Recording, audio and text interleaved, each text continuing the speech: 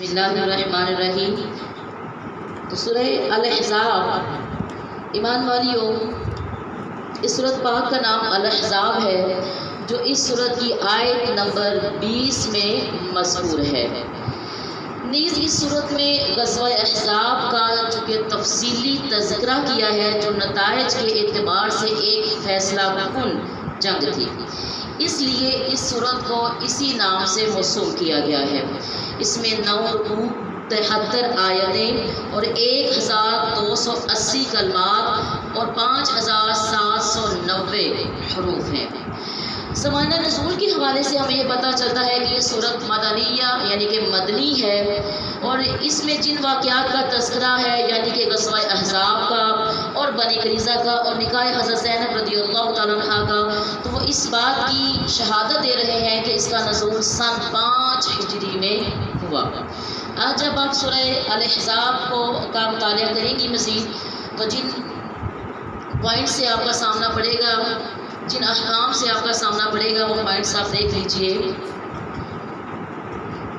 اس میں زہار کا بیان، منہ بولے بیٹے کا ذکر ملے گا، جانوں سے زیادہ عزیز کون ہے اس کا ذکر ملے گا، اسلامی تربیت گاہوں سے ہٹاتے ہیں کون ان کا ذکر ملے گا، اسوہ رسول صلی اللہ علیہ وآلہ وسلم کا ذکر ملے گا، ازواج مطہرات کی ناراضگی کا ذکر ملے گا، اللہ کی ناراضگی کا ذکر ملے گا، مرد اور عورتیں ان کے حوالے سے ذکر ملے گا، رسول اللہ صلی اللہ علیہ وآلہ وسلم کا حکم کا ذکر ملے گا، اور ختم نبوت کے اوپر آپ کو خاتم النبیین صلی اللہ علیہ وآلہ وسلم کی جو اللہ نے برہان آئے تھی اس دلیل کا ذکر ملے گا، غیر مدخولہ کی عدت کا ذکر ملے گا، ازواج میں عدل اس کا ذکر ملے گا، ہرگز دوبارہ نکاح نہیں اس کا ذکر ملے گا، جو کہ اللہ تعالیٰ نے خصوصی اپنے ان آیات میں اپنے نبی صلی اللہ علیہ وآلہ وسلم سے مخاطب ہو کر یہ چیزیں امت تک پہنچائی ہے۔ ہرگز ملنے کی اجازت کن سے ہے اس کا ذکر ملے گا۔ درود شریف جو ہم پڑھتے ہیں اس کی قرآنی دلیل کا ذکر آپ کو سورہ الاحزاب میں ملے گا۔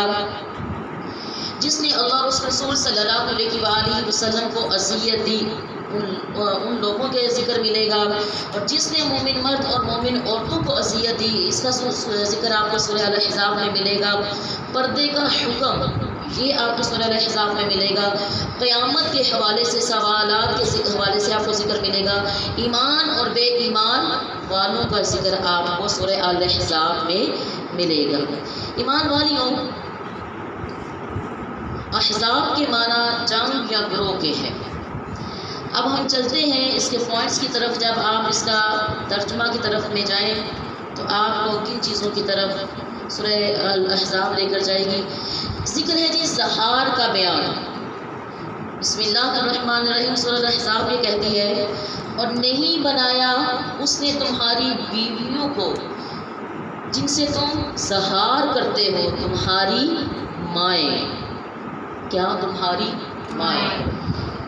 ایمان والیوں، اور ایک اگلی بات، اور نہیں بنایا اس نے تمہارے منہ بولے بیٹے کو تمہارے فرزند۔ ایمان والیوں،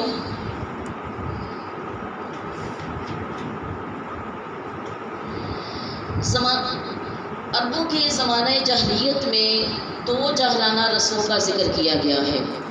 ایک وہ جو اپنی بیویوں کو سے زہار کر بیٹھتے تھے کہ ان کو ماں کہہ دینا، ماں کی مانند کہنا، تو وہ کہتے تھے کہ اس طرح کہنے سے نکاح ٹوٹ جاتا ہے، جبکہ ایسے غیر سنجیدہ گفتگو کرنے سے تو شریعت اسلامیہ نے منع فرمایا ہے کہ ایسے غیر سنجیدہ گفتگو اپنی بیویوں کے ساتھ مت کرو، ایسی لت بات نہ کہو۔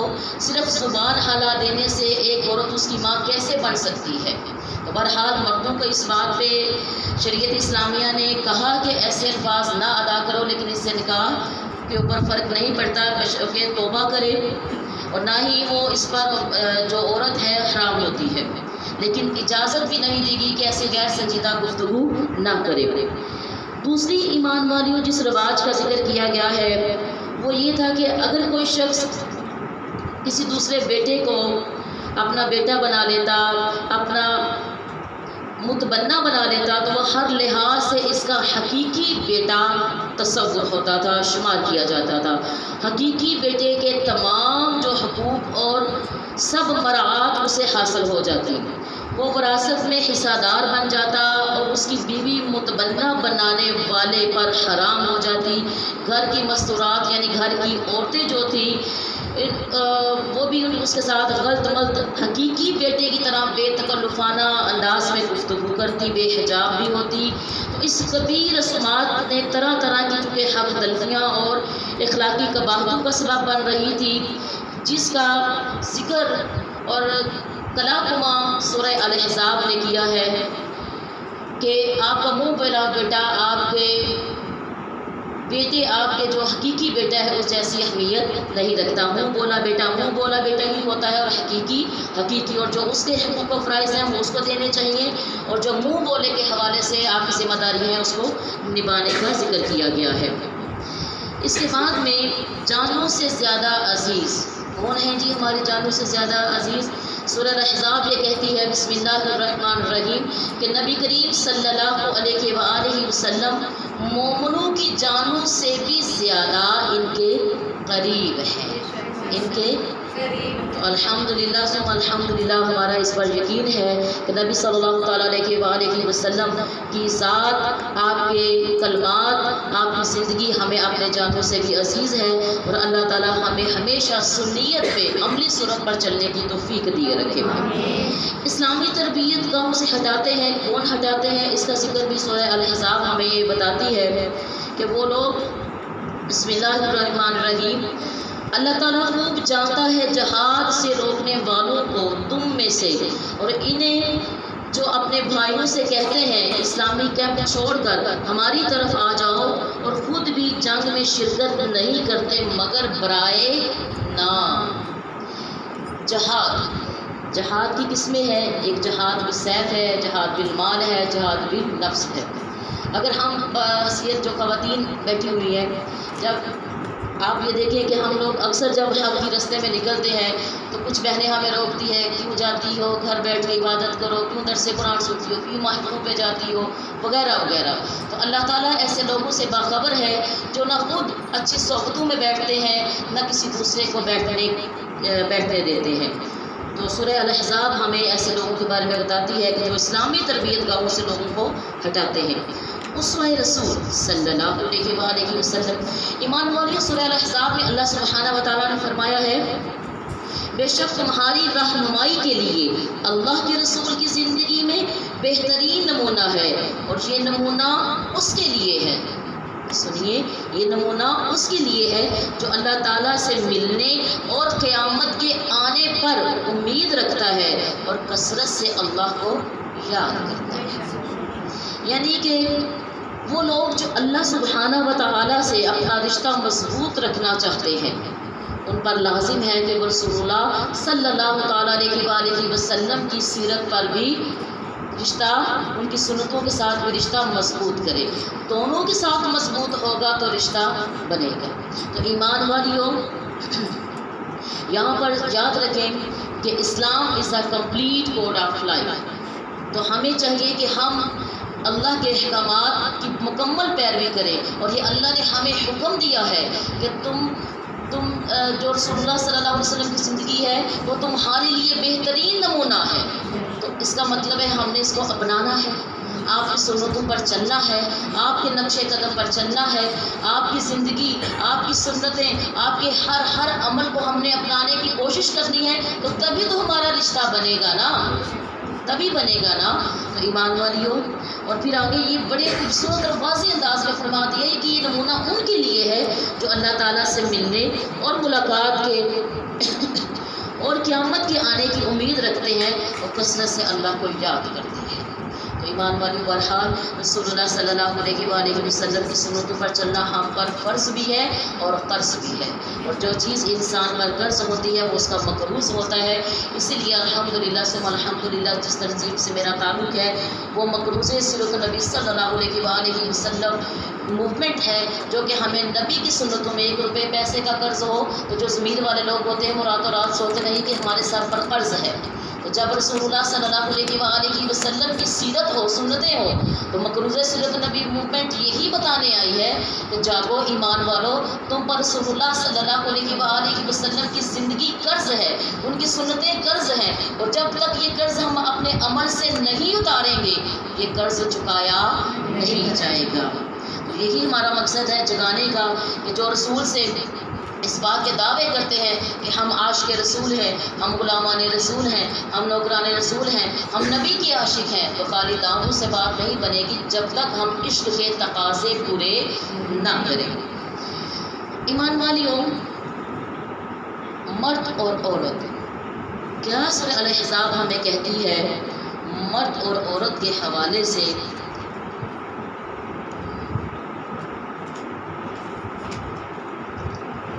بسم اللہ الرحمن الرحیم۔ بے شک مسلمان مرد اور مسلمان عورتیں، مومن مرد اور مومن عورتیں، فرما بردار مرد اور فرما بردار عورتیں، سچ بولنے والے مرد اور سچ بولنے والی عورتیں، صابر مرد اور صابر عورتیں، عاجزی کرنے والے اور عاجزی کرنے والیاں، خیرات کرنے والے اور خیرات کرنے والیاں، روزہ دار مرد اور روزہ دار عورتیں، اپنے عصمت کی حفاظت کرنے والے مرد اور حفاظت کرنے والی عورتیں، اور کثرت سے اللہ کو یاد کرنے والیاں، اور اللہ کو کثرت سے یاد کرنے والیاں تیار کر رکھا ہے اللہ تعالیٰ نے ان سب کے لیے مغفرت اور اجر عظیم۔ سبحان اللہ۔ بات بڑی واضح اللہ تعالیٰ نے بتا دی ہے، سمجھنے والوں کے لیے یہ ترجمہ ہی کافی ہے۔ مزید ایمان والیوں، سورہ الاحزاب ہمیں بتائے گی ملنے کی اجازت۔ کس کی اجازت؟ ملنے کی اجازت، یعنی کہ ملنے کی، جن سے مل سکتے ہیں اس کی اجازت ہمیں سورہ الاحزاب یہ بتاتی ہے۔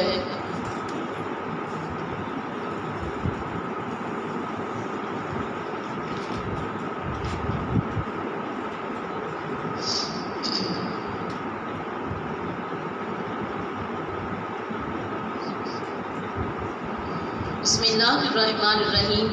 کوئی حرج نہیں ان پر اگر ان کے ہاں آئیں ان کے باپ، ان کے بیٹے، ان کے بھائی، ان کے بھتیجے اور ان کے بھانجے، اسی طرح مسلمان عورتیں اور لونڈیوں کی آمد و رفت پر بھی کوئی پابندی نہیں۔ اے عورتوں، ڈرو اللہ کی نافرمانی سے، بے شک اللہ تعالیٰ ہر چیز کا مشاہدہ فرما رہا ہے۔ یعنی یہ ان محرم افراد کی لسٹ اللہ تعالیٰ نے دی ہے کہ جن کو ملنے سے اللہ تعالیٰ نے منع نہیں فرمایا، یہ ان محرموں کی لسٹ ہے۔ آگے جی درود پاک جو ہم پڑھتے ہیں، اس کی قرآن کیا دلیل دیتا ہے؟ سورہ الاحزاب میں اللہ تعالیٰ نے فرمایا ہے بے شک اللہ تعالیٰ اور اس کے فرشتے درود بھیجتے ہیں اس نبی صلی اللہ علیہ وسلم پر، اے ایمان والو تم بھی آپ پر درود بھیجا کرو اور بڑے ادب اور احترام سے سلام عرض کیا کرو۔ سبحان اللہ۔ یہ دلیل بھی ہمیں مل گئی سورہ الاحزاب میں۔ آگے ہے جس نے اللہ اور اس کے رسول کو اذیت دی، کتنا پاک وقت ہے وہ جس نے اللہ اور اس کے رسول کو اذیت دی۔ کیا کہتا ہے قرآن؟ بے شک جو لوگ اذیت پہنچاتے ہیں اللہ اور اس کے رسول کو، اللہ تعالیٰ انہیں اپنی رحمت سے محروم کر دیتا ہے، دنیا میں بھی اور آخرت میں بھی، اور اس نے تیار کر رکھا ہے ان کے لیے رسوا کن عذاب۔ کن کے لیے؟ جو اللہ اور اس کے رسول کو اذیت دیتے ہیں۔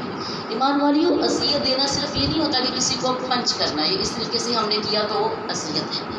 اذیت اس طریقے سے بھی کہ کسی کو ہم نے خدا نخواستہ سلیپ کر دیا، تھپڑ کر دیا، یا ہم نے اذیت ایسے بھی ہوتی ہے کہ جب آپ سے کوئی بات کہی جائے حق بات تو آپ اس کو نہ مانیں۔ اللہ نے قرآن کے ذریعے ہمارے پاس احکامات بھیجے یا نہ بھیجے، ایک مکمل کتاب اس نے بھیجی ہمارے پاس میں۔ اللہ نے اپنے محبوب صلی اللہ تعالیٰ علیہ وسلم کی زندگی کے ذریعے ہمیں اتنا اچھا اسوہ حسنہ، کتنی تعلیمات دی۔ تو اگر ہم ان احکامات، اللہ کے احکامات اور رسول کی تعلیمات پر عمل نہیں کرتے تو یاد رکھو یہ اللہ کو اذیت دینے کے اترا دیتے ہیں۔ یا پھر ہم اللہ کی مخلوق کے ساتھ جو اللہ نے ہمیں جتنے بھی سبق دیا حقوق اللہ کے حوالے سے، حقوق العباد کے حوالے سے، عبادات کے حوالے سے، معاملات کے حوالے سے، اگر ہم ان کے اندر چوری کرتے ہیں، معاملات کی درستگی نہیں کرتے، تو یاد رکھو یہ کس کو اذیت دینا ہے؟ اللہ اس کے رسول کو، اور پھر اللہ تعالیٰ ان کو رحمت سے بھی محروم کر دیتا ہے دونوں جہاں کے اندر۔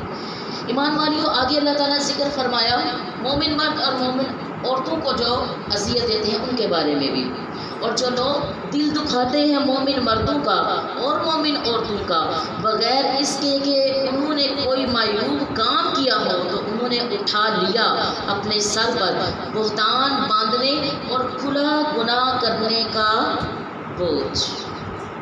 آیا سمجھ میں کہ وہ لوگ جو اللہ کے احکامات اور رسول کی تعلیمات کی دعوت و تبلیغ کر رہے ہوتے ہیں، اور ان کو جو ناحق جب کہ انہوں نے کوئی ایسا عمل نہ کیا ہو، کوئی برا عمل نہ کیا ہو، تو ناحق جب کوئی ان کے اوپر آوازیں کستا ہے، باتیں کرتا ہے، تو ان کا تو کچھ نہیں جاتا، برحال وہ اللہ سے عذاب، اللہ سے سزا کا مستحق ضرور بن جاتا ہے، کیونکہ اس نے ایک بہتان باندھا۔